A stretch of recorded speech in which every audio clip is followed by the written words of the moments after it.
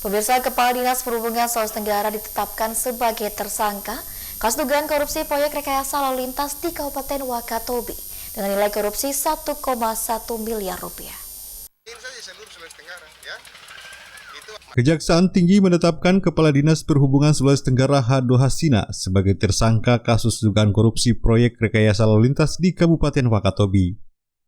Jaksa juga menetapkan satu orang dari Lembaga Penelitian dan Pengabdian Masyarakat atau LPPM Universitas Haloleo sebagai tersangka dalam kasus dugaan korupsi ini. Jaksa menetapkan dua orang ini sebagai tersangka kasus dugaan korupsi studi rekayasa lalu lintas di Wakatobi pada Maret 2021 lalu.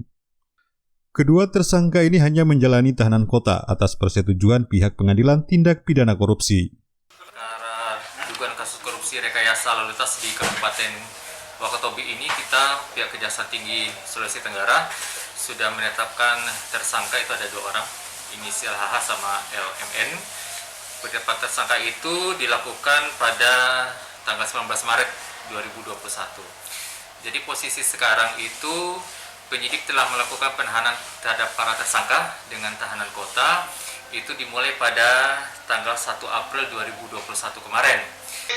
Proyek studi rekayasa lalu lintas di Kabupaten Wakatobi dikerjakan Dinas Perhubungan Sultra bekerja sama dengan Lembaga Penelitian dan Pengabdian Masyarakat LPPM Universitas Haloleo.